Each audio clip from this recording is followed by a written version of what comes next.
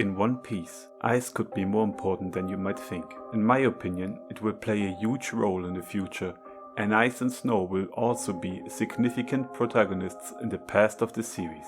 Oda keeps mixing up Japanese mythology with mythologies and stories from other regions of the world, and I think I might have found some hints that suggest Imu could be indeed a Snow Queen. Imu might have several powers, and one of them could be related to ice and snow. As I mentioned in another video of mine, I think that Imu is able to store and lend out powers to the people who serve under them. We have seen Imu infusing the Gorosei with shadow-like shapes when Sabo tried to rescue Cobra. The shadows looked like demonic animals and other entities. In one of the latest chapters, we see Saint J. Garcia taking on the form of a giant spider hybrid. This form was not seen when he transformed for the first time. A pentagram appeared on the ground and Garcia kinda got summoned out of it, even though he's supposed to be on a ship. Does that mean his physical body is still on the ship, or did he teleport? This is still unclear. But one thing is clear, Imu must either be a demonic entity that is able to give powers to its pawns, or Imu has made a pact with some kind of devil to do these things. Could this be the reason why devil fruits exists in the first place? What did Saint Imu of House Nerona do 800 years ago? Did they really form a pact with the devil? Was it perhaps the so-called Satan Summer that the people on Namakura Island tried to summon when Brook appeared there thanks to Kuma? Satan, the king of demons. These people try to get even with the Long-Arm tribe and offer their immortal souls to the Lord of Demons. That's curious. What do they mean by immortal souls? Do they just believe that their souls are immortal even after death? Or do they actually know that? The German tragedy, Faust, is considered by many as the greatest work of German literature. To put it shortly, in Faust, the scholar Heinrich Faust summons the devil to change his life. He wants to gain more knowledge and might. To do this, he draws a pentagram on the floor of his bedroom and calls on to the devil with magic words. He hopes that the devil will be able to fulfill his dreams. And the devil actually appears. His name is Mephistopheles, and he offers Faust to serve him and give him everything he wants in exchange for his soul. I will not spoil the end of the story in case you actually want to read it. The story about Faust is very well known throughout the world, and I'm certain that Oda drew inspiration from it.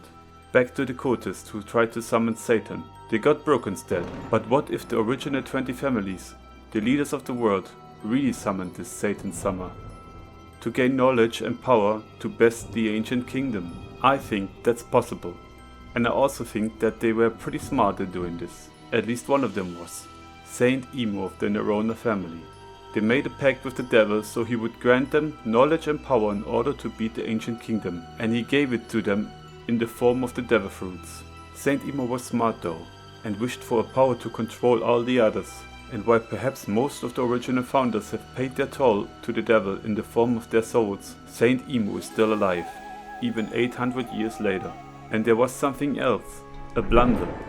A blunder without which were no pirates chasing the poneglyphs in pursuit of treasure. Lily's blunder.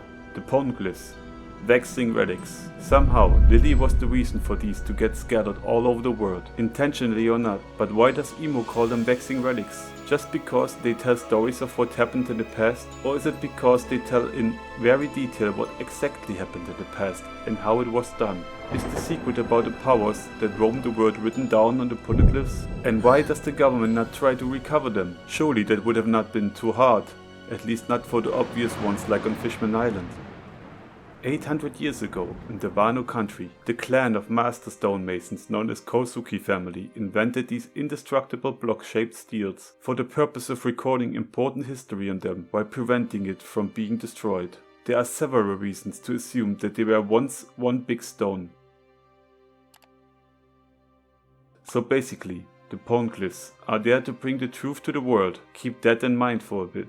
I was telling you all this, but you might wonder what was the talk about the Snow Queen earlier then. Let's get to it. There's a famous fairy tale called The Snow Queen by Hans Christian Andersen.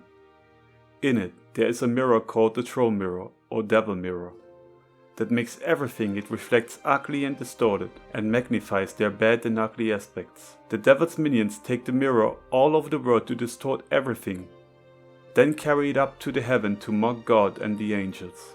As they approach heaven, the mirror trembles and falls, shattering into billions of pieces. Sounds familiar? It's an inversion. The mirror distorts the truth while the poneglyphs reveal it. Imu mentioned in chapter 1085 that there was an incident involving Nefertari the Lily that caused the poneglyphs to be shattered across the world. In the fairy tale, the fragments of the mirror get stuck in people's hearts and eyes, giving them a cold and bitter disposition. In One Piece, the poneglyphs were left in guardianship of the descendants of the ancient civilizations, who guarded them from the people seeking to destroy them, as they inherit the true history about what happened. Imu states, "The release of the poneglyphs was the worst possible outcome for us." So in the fairy tale of the Snow Queen, the mirror fragments make everything appear ugly, and the people who carry them bitter and unable to see the true form of reality. In One Piece, the poneglyphs kinda do the opposite. They bring light upon history and make people realize the truth. When you look at the picture in chapter 1085, you can see the poneglyphs in the air above the red line. Did they actually get carried away by a gigantic explosion, or did they really get carried away by the power of the Nikyo no Mi? So again, the devil's minions made a great blunder when they let the mirror fall down and shatter into pieces. Was Lily in charge of bringing the poneglyphs from Wano to Marie-Joas, and when they reached it, Lily made a great blunder by sending them all over the world? At some point, Lily must have had a change of heart as she refused to stay at Marie-Joas. So maybe she learned something that made her commit the great blunder. Maybe she wanted to keep the truth out there, so that one day people could learn it. But back to the Snow Queen. In the story of the Snow Queen, a little girl named Gerda goes out on an adventure to get Kai, a boy who lost his happiness due to a piece of the mirror getting into his eye and heart. The pieces of the mirror made him become cruel and aggressive. He destroys things around him and he makes fun of Gerda's grandmother. And he no longer cares about Gerda, since everyone now appears bad and ugly to him. Then one day, the Snow Queen took him and he lived in her palace of ice far up in the north. Gerda goes on a long and challenging journey to find Kai. In the end, she manages to find him. Gerda runs up to Kai and kisses him, and he is saved by the power of her love. Gerda weeps warm tears on him, melting his heart and burning away the mirror splinter in it.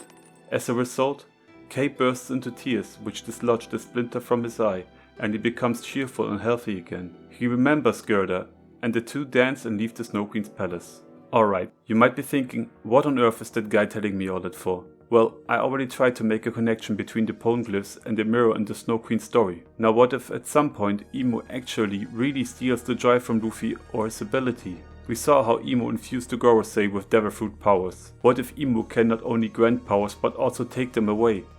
What if Luffy actually gets kidnapped in a moment of weakness? And they take his smile. Remember Nightmare Luffy?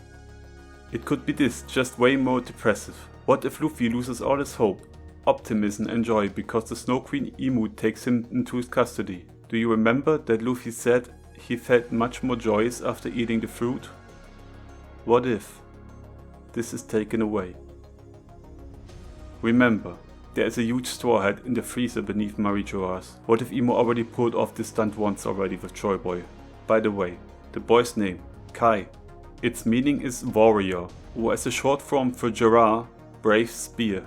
So, if Luffy gets actually captured by the Snow Queen, who's gonna be Gerda? The meaning of Gerda can be guardian, peace or fertility. What if this time it's Vivi who rescues Luffy, reintegrating his smile and making him happy again? The mirror and the Snow Queen belong to a devil. What if the poneglyphs belong to a devil in One Piece too? For example, the ancient giants like Oars, or an actual devil who is responsible for the devil fruits. By the way, here is a quote from a woman Gerda meets on her journey to rescue Kai. "I can give her no greater power than she already has," said the woman. "Don't you see how strong that is? How men and animals are obliged to serve her? And how well she has got through the world, barefooted as she is. She cannot receive any power from me greater than she has now, which consists in her own purity and innocence of heart. If she cannot herself obtain access to the Snow Queen and remove the glass fragments from little Kai, we can do nothing to help her." Doesn't that sound awfully much like something out of One Piece? And I am not just metaphorically referring to Imu as Snow Queen. Remember Oars, found frozen in the land of ice? The frozen straw hat beneath Marie-Joas? The Hiei no Mi? The Yuki-Yuki no Mi? The Jewel Ice Sheet? Iceberg? Drum Island?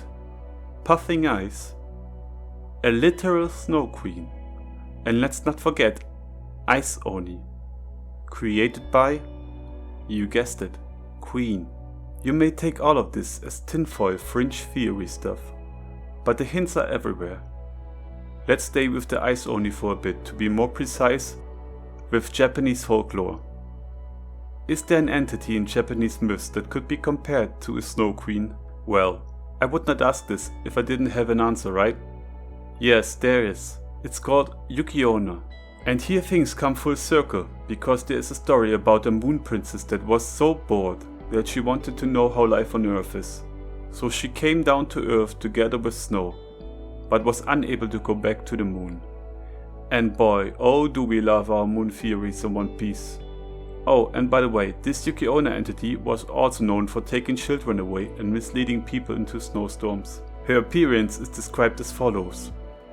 Yuki-Onna appears on snowy nights as a tall, beautiful woman with long black hair and blue lips. Her inhumanly pale or even transparent skin makes her blend into the snowy landscape.